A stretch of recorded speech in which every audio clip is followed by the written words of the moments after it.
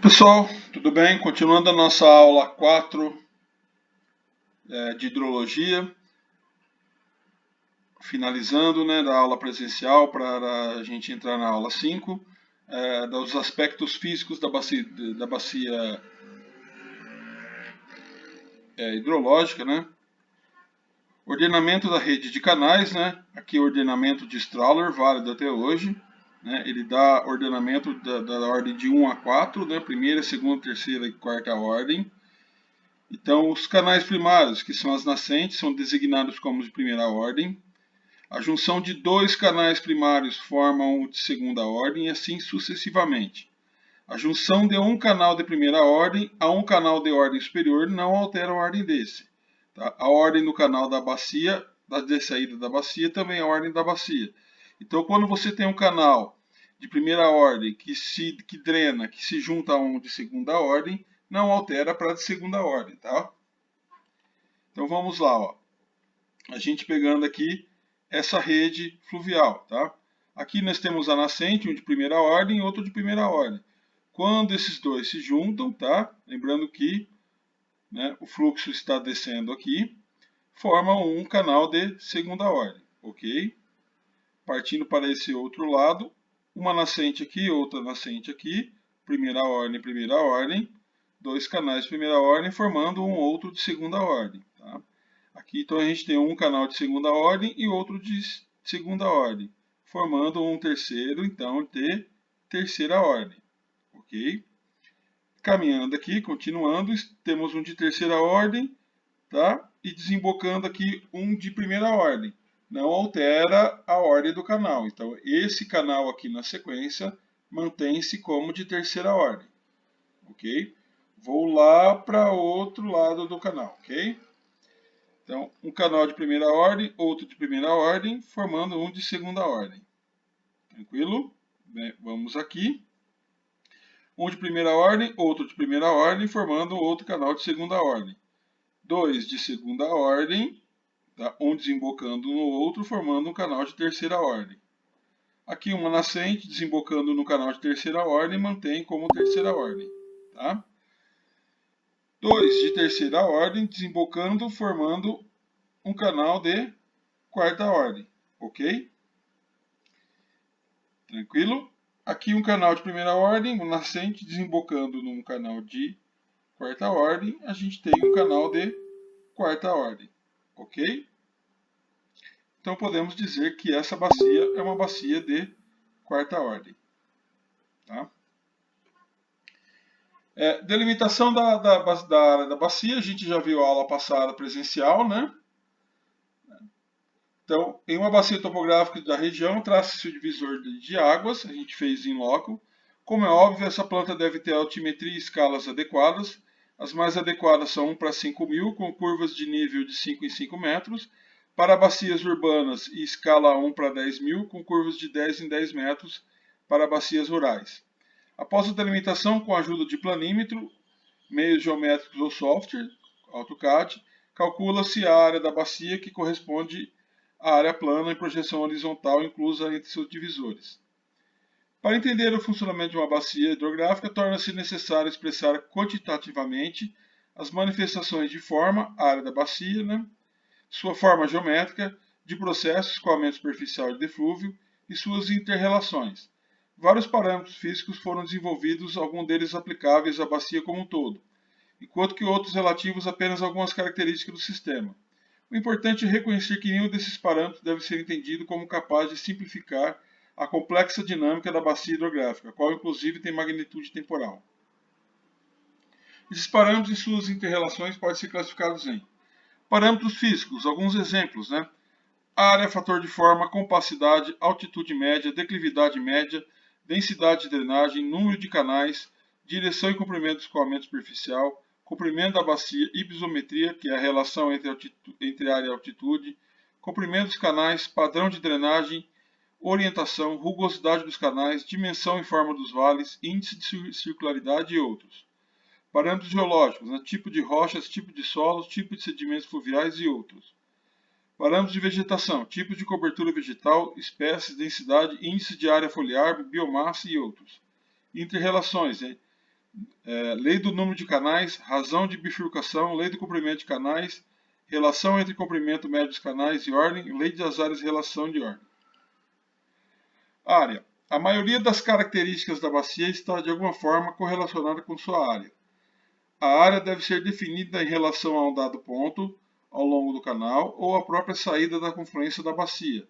A área total inclui todos os pontos situados a altitudes superiores à saída da bacia e dentro do divisor topográfico que separa duas bacias adjacentes. A gente viu isso e delimitou na área presencial.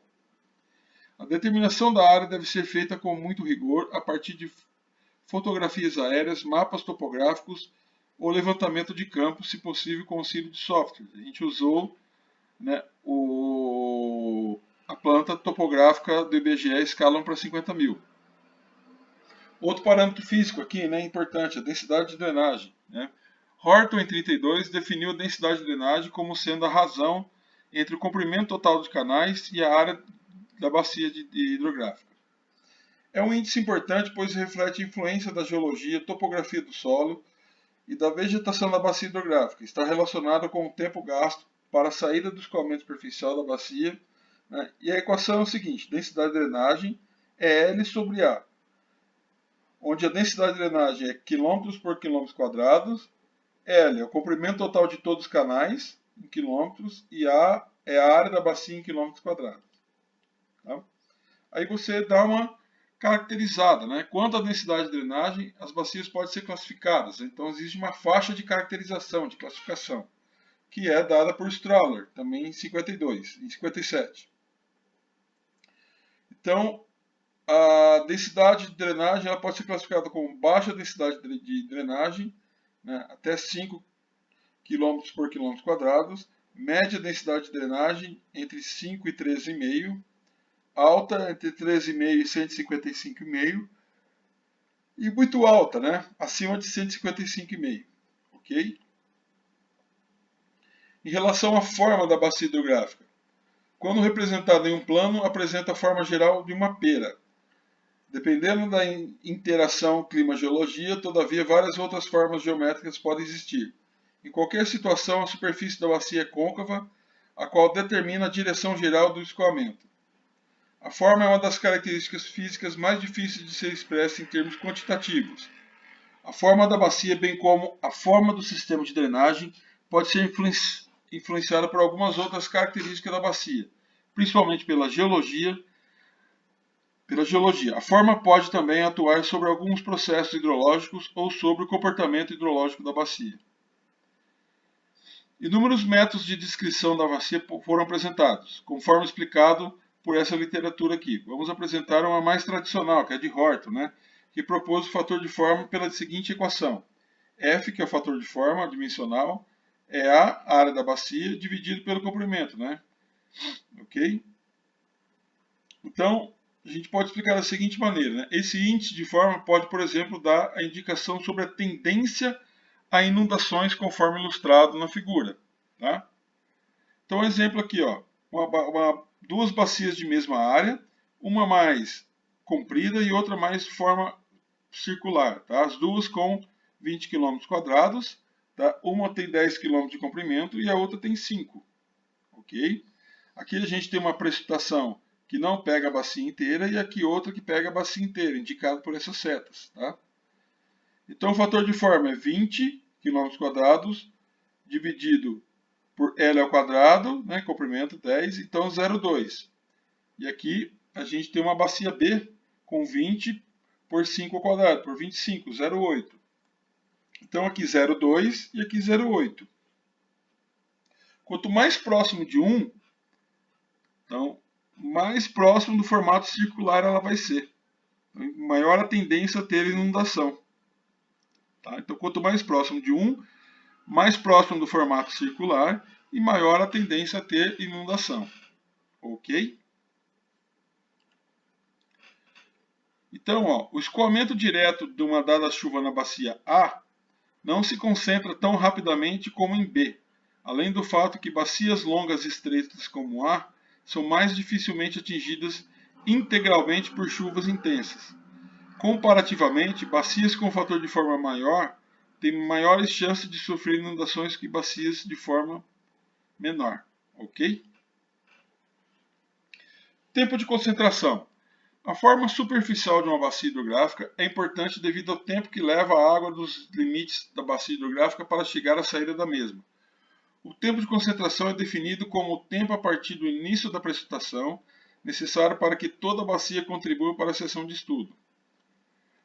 Muito se tem escrito e discutido a respeito da forma geométrica da bacia contribuinte e sua influência sobre o valor da vazão máxima. Todavia, até agora, tem-se obtido a esse respeito um conceito mais qualitativo do que quantitativo. É evidente que essa forma terá uma influência sobre o escoamento global e, sobretudo, sobre o andamento do hidrograma resultante na determinada chuva. Declividade e orientação, tá? Representa aí a declividade, né? A diferença entre cota e o comprimento, né, da bacia em direção aos pontos mais altos e os pontos e o comprimento da bacia, ok? A gente começa agora a aula 5, que vocês têm aí no e-mail, ok? As nossas aulas estão sendo divididas aqui em vídeo em 15 minutos, ok? Que é o tempo que o YouTube nos permite aqui os vídeos, ok? Então a gente entra aqui em escoamento superficial, da aula 5. Então é a fase do ciclo hidrológico que trata do conjunto das águas que, por efeito da gravidade, se desloca na superfície da Terra. Engloba desde a gota de chuva que cai no solo até o grande curso d'água que desemboca no mar. Mantidas as demais condições, tem-se as seguintes influências. Vazão anual aumenta com o aumento da área da bacia hidrográfica. Então a vazão do escoamento superficial é proporcionalmente relativo à área da bacia hidrográfica. Quanto maior a área da bacia hidrográfica, aumenta a vazão. Vazões máximas instantâneas. Quando a gente fala em vazão, a gente está falando do ponto da seção de estudo. Então, as vazões máximas instantâneas dependem mais da intensidade da chuva, quanto maior for a área da bacia. Coeficiente de eflúvio, que é o coeficiente de vazão. Relação entre a vazão total escoada e o volume precipitado, num certo intervalo de tempo, será maior quanto menor for a capacidade de infiltração do solo e detenções da água montante. Componentes do curso d'água, tá? As águas provenientes de chuvas atingem o leito do curso d'água por vias diversas. Escoamento superficial, né, grosso modo a gente pode entender que são as enxurradas. Escoamento subsuperficial não é tão importante. Escoamento subterrâneo, a gente vai estudar, mas em relação ao superficial ele também é pequeno. E precipitação direta sobre a superfície livre da água, tá? Eu deixei em azul os dois que são mais importantes, tá? Sendo o superficial ainda muito mais importante que o subterrâneo. O escoamento subsuperficial e a precipitação direta, elas são desprezadas em termos de volume, ok?